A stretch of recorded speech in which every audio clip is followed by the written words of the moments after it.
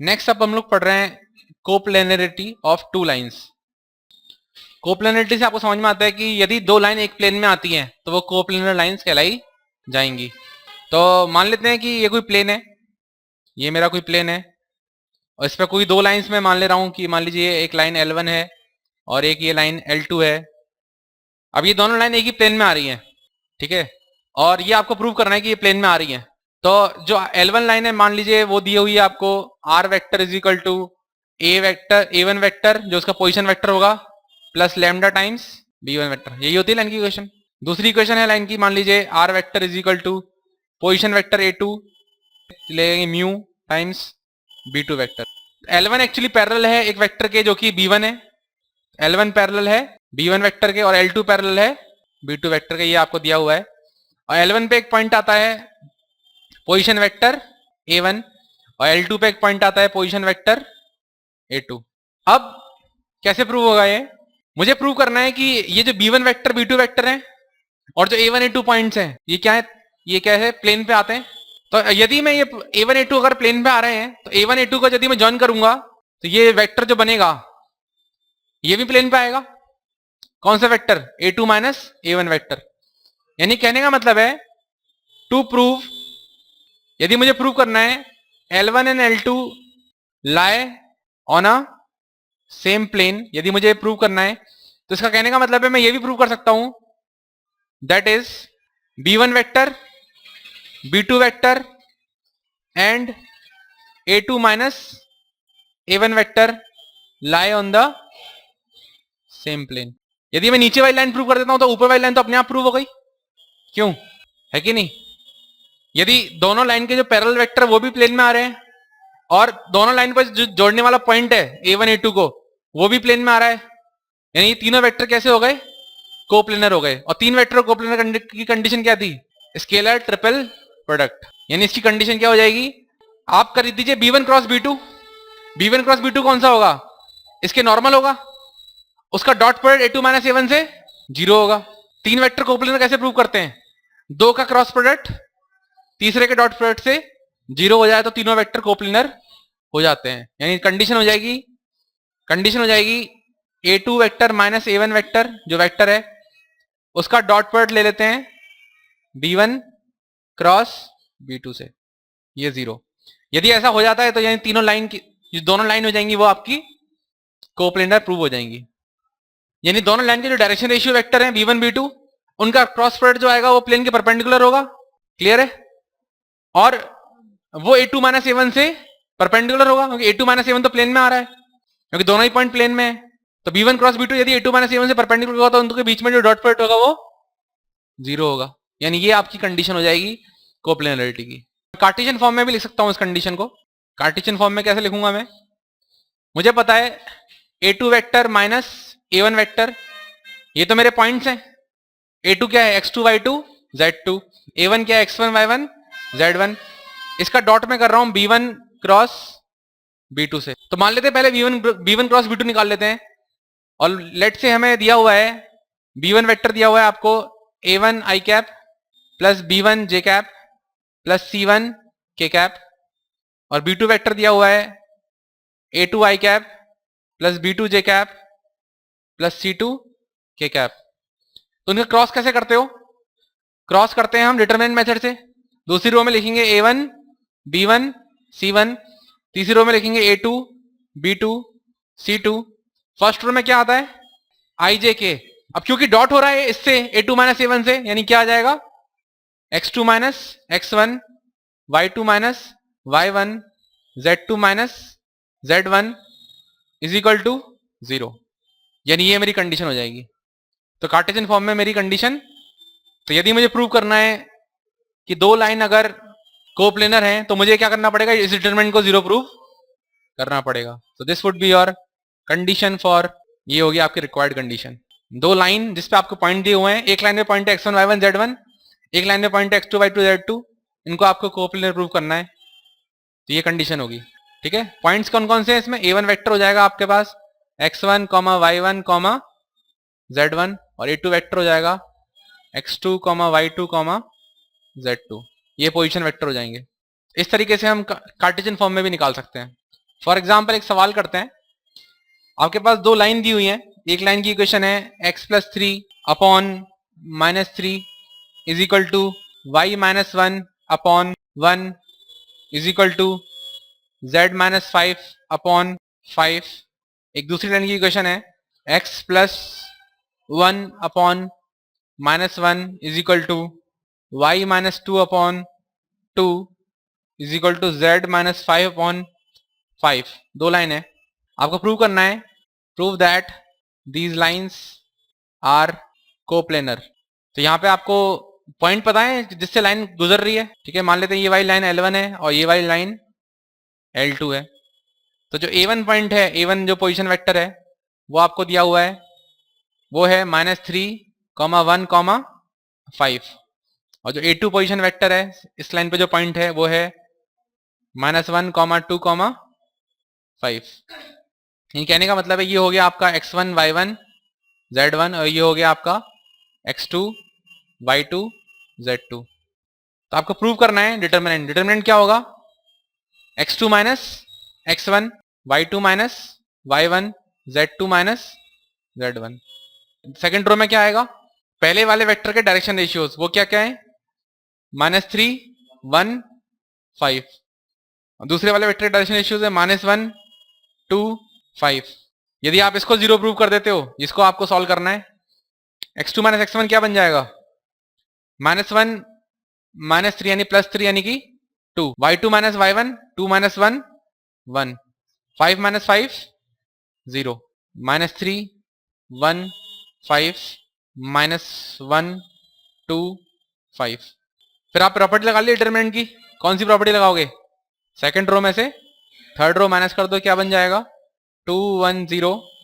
Second में third minus करोगे तो -3 + 1 यानी कि -2, 1 - 2 यानी कि -1, ये हो जाएगा 0, ये हो जाएगा -1 2 5। फिर आप क्या करोगे? थर्ड कॉलम है उसके हिसाब से खोल दो। थर्ड कॉलम के हिसाब से खोलोगे तो 2 0 तो वैसे ही हो रहे हैं, यानी क्या बचेगा? केवल 5 टाइम्स ये वाली चीज। 2 × -1 यानी -2, माइनस प्लस 2, क्या हो रहा है? ये 0, यानी ये डिटरमिनेंट 0 हो रहा है। इसका मतलब क्या हो गया? ये दोनों लाइंस कोप्लेनर हैं। इसको भी मैंने क्या कर दिया? कार्टेशियन फॉर्म से ही किया है, उससे मेरे को हमेशा आसान पड़ता है सवाल करना। नेक्स्ट अब पढ़ते हैं distance of a point from a plane. तो जैसे हम लाइन से डिस्टेंस निकालते थे वैसे ही प्लेन से अब डिस्टेंस निकाल रहे हैं एक पॉइंट की। तो मान लेते हैं कि ये प्लेन है, ये कोई प्लेन दिया हुआ है आपको और एक पॉइंट है P, उससे आपको डिस्टेंस निकालनी है। तो मैं क्या करता हूँ, P से उस पर एक परपेंडिकुलर डाल देता हूँ। तो मान लेते हैं ये मेरा परपेंडिकुलर है और ये जो पॉइंट है, बेस पॉइंट जो है वो Q है लेट से। तो मुझे ये डिस्टेंस निकालनी है D, यानी इस पॉइंट की डिस्टेंस जो होगी। और पॉइंट मान लेते हैं आपका है x1 y1 z1 और प्लेन की इक्वेशन मान लेते हैं ax + by + cz + d = 0। ये काफी आसान है, देखिए कैसे निकाल सकते हैं। आप क्या करिए, आपको P पॉइंट तो पता ही है, किस तरीके से आप Q पॉइंट निकाल लो तो दोनों के बीच की दूरी क्या हो जाएगी? डिस्टेंस फॉर्मूला से आप निकाल सकते हो। Q पॉइंट निकालने के लिए आपको क्या करना पड़ेगा? आपको लाइन और प्लेन सॉल्व करना पड़ेगा, क्योंकि ये Q पॉइंट जो है लाइन पे भी आता है और प्लेन पे भी आता है। क्या आप इस लाइन की इक्वेशन बता सकते हो मेरे को? ये जो ABC होते हैं, ABC, ये क्या होते हैं? प्लेन के जो परपेंडिकुलर होता है नॉर्मल, उसके डायरेक्शन रेशियोज होते हैं। यानी कहने का मतलब है ये परपेंडिकुलर लाइन है, उसके डायरेक्शन रेशियोज हो गए A, B और C। ठीक है, यहाँ पर D मैं D नहीं मानता क्योंकि D मैंने यहाँ माना हुआ है। ठीक है, अभी D रहने देते हैं। ठीक है, मान लेते हैं P, मान लेते हैं, चलिए परपेंडिकुलर डिस्टेंस P मान लेते हैं। तो यहाँ पे ABC हो गए डायरेक्शन रेशियोज परपेंडिकुलर लाइन के, क्योंकि नॉर्मल जो प्लेन की इक्वेशन में ABC होते हैं वो क्या होते हैं? नॉर्मल के डायरेक्शन रेशियो होते हैं, यानी इस लाइन का डायरेक्शन रेशियो होगा ABC। देयरफॉर लाइन की इक्वेशन क्या हो जाएगी? इक्वेशन ऑफ PQ जो हो जाएगी वो हो जाएगी x - x1 upon A is equal to y - y1 upon B is equal to z - z1 upon C। क्योंकि मुझे लाइन पे एक पॉइंट ही पता है x1 y1 z1, मुझे लाइन का डायरेक्शन रेशियो भी पता है ABC is equal to lambda. और ये इक्वेशन ऐसी है जो कि लाइन पे आने वाला हर पॉइंट जो होगा XYZ वो इस इक्वेशन को सेटिस्फाई करेगा। इससे आप देखिए x की वैल्यू क्या आ जाएगी? x की वैल्यू आ जाएगी a lambda plus x1 y की वैल्यू आ जाएगी b लैम्डा प्लस y1 और z की वैल्यू आ जाएगी c लैम्डा प्लस z1। ठीक है, ये एक्स वाई जेड होंगे और ये जनरल एक्स वाई जेड है जो कि लाइन पे आते आते होंगे अलग अलग लैम्डा के लिए। आपके हर पॉइंट आपको अलग अलग मिल जाएगा। एक पर्टिकुलर जैसे लैम्डा इक्वल टू 1 के लिए कोई पॉइंट मिलेगा मेरे को, लैम्डा इक्वल टू 2 के लिए कोई पॉइंट मिलेगा, एक्स वाई जेड मेरे पास मिल जाएंगे। ऐसे ही किसी ना किसी लैम्डा के लिए मेरे को पॉइंट क्यू भी मिलेगा, क्योंकि क्यू भी किस पे आता है, लाइन पे आता है। और ये जो पॉइंट है वो प्लेन पे भी आता है। ठीक है, तो मैं बोलता हूं लेट क्यू जो है वो मैं मान लेता हूं A lambda plus x1, B lambda plus y1 और सी लैम्डा प्लस z1। मैंने मान लिया ये किसी पर्टिकुलर लैम्डा के लिए ये मेरा क्यू पॉइंट हो गया। ठीक है, अब ये क्यू पॉइंट प्लेन में भी आता है, उसको सेटिस्फाई करेगा। Since Q lies on the plane, therefore मैं एक्स की जगह क्या डाल दूंगा, एक्स की जगह डाल दूंगा मैं ए लैम्डा प्लस x1, यानी क्या बन जाएगा a times A lambda plus x1 plus b times b lambda plus y1 plus c times z की जगह डाल दूंगा मैं c lambda plus z1 plus d is equal to 0। क्या मैं इससे लैम्डा सॉल्व कर सकता हूं? कर सकता हूं। क्या हो जाएगा देखो, जो कांस्टेंट टर्म्स है वो कौन सी हैं, ax1 जिसमें लैम्डा नहीं है, by1 cz1 और d, उनको मैं एक तरफ ले जाता हूं और लैम्डा कॉमन ले लेता हूं। लैम्डा कॉमन लेने बचेगा a square plus b square plus c square, उस तरफ ले जाने में बचेगा minus ax1 minus by1 minus cz1 minus d, ये बचेगा।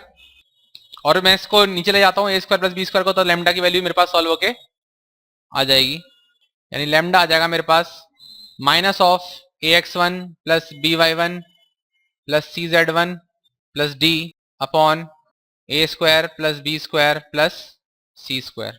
तो क्यू जो पॉइंट था क्या था, क्यू जो पॉइंट था, क्यू का एक्स कोऑर्डिनेट क्या था, a लैम्डा प्लस x1। तो लैम्डा की यदि मैं वैल्यू डालूं तो मेरे पास एक्स कोऑर्डिनेट आ जाएगा, राइट।